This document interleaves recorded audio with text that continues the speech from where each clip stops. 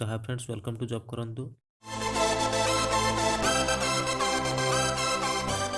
तो फ्रेंड्स देखो जॉर्ज कार्य करने को एक निजुक्ति आसी जहाँकि रही ग्रुप डी तरफ।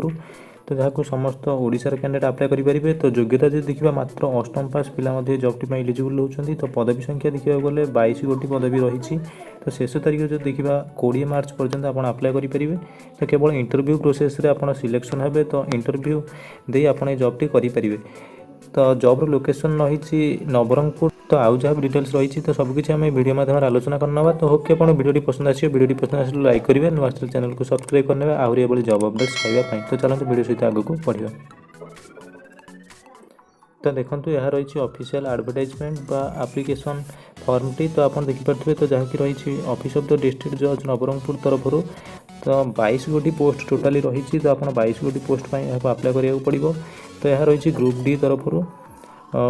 तो एंगेजमेंट प्योरली टेम्परारी बेसिस। तो यह टेम्परारी बेसिस रोचे माने कि आपन को केते दिन पर्यंत कार्य करिया पड़ियो ता किसी धार्य नहीं। तो आप देखिपे तो आउ जहाँ भी डिटेल्स रही तले रही आम यहाँ आलोचना करिया। तो जी भी इंटरेस्टेड अच्छा एप्लिकेशन टी को अप्लाई करने तो निश्चित भाव आप देखी केवल एठारे इंटरव्यू बा वॉक इन इंटरव्यू माध्यम आप सिलेक्शन हे।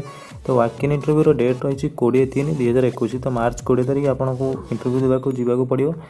तो इंटरव्यू जो हम से स्थान नाम रही चेम्बर ऑफ द डिस्ट्रिक्ट जज। तो आउ जब डिटेल्स रही आप पीडीएफ को डिटेल्स पढ़ी पारे। नवरंगपुर रही इंटरव्यू। तो इंटरव्यूर टाइम रही 9 ରୁ 10 AM सकाଳେ। तो यही टाइम ड्यूरेशन मध्य आपको इंटरव्यू अटेंड करने पड़ो। तो नेक्स्ट जब आम देखा कि एलिजिबिलिटी क्राइटेरिया कौन रोचे तो निश्चित भाव आप देखी नि। तो यहाँ रही must be citizen of India. तो जी भी एप्लिकेंट्स रोचे तो निश्चित भाव इंडिया सिटीजन हो। तो मस्ट हा पास्ड एटलिस्ट VIII एग्जामिनेशन। तो आपन को कम से कम अष्टम पास होता दरकार। अष्टम पास होते ये जॉब टी आप एलिजिबल रे। साल not be either below 18 years. तो आप 18 वर्ष रु 37 वर्ष मध्य जब बयस सीमा रोचे तो निश्चित भाव आप जॉब टी अप्लाई करेंगे। Must be able to speak read and write in Odia. तो निश्चित भाव आप ओडिया रे कहि पारथुवे, लिखि पारथुवे एवं पढ़ी पारथुवे। तो must of elemental knowledge in English. तो बेसिक नॉलेज आप इंग्लिश रही दरकार। तो साल बी ऑफ गुड कैरेक्टर। तो आप कैरेक्टर भल होता दरकार। Must not have more than one spouse living in married. तो एक रु अधिक विवाह करना दरकार। तो निश्चित भाव आप देखी नि जब यही क्राइटेरिया आप फुलफिल कर तो ये जॉब टी एलिजिबल रे। तो निश्चित भाव देखो जहाँ भी रिक्वायर्ड डॉक्यूमेंट्स रही आपको टोटाल सबकि जेरक्स कॉपी देवाक पड़ो। तो जेरक्स कॉपी को देवाक पड़ो माने कि आपको साथी नहीं जावाक पड़ो इंटरव्यू प्लेस को। तो सेठारे आपण यही डॉक्यूमेंट्स गुड़िक सबमिट करने को पड़ो। तो इंटरव्यू आगु तो no TADA will be paid to candidates for attending interview. तो इंटरव्यू अटेंड करने कौन TADA आपको दिज्व ना। तो यही डिटेल्स। तो नेक्स्ट को आम आलोचना करना कि भाई आपन को अप्लाई करा पड़ो बा अप्लायर फॉर्म टी कौन रही। तो आप देखिए नियंतु।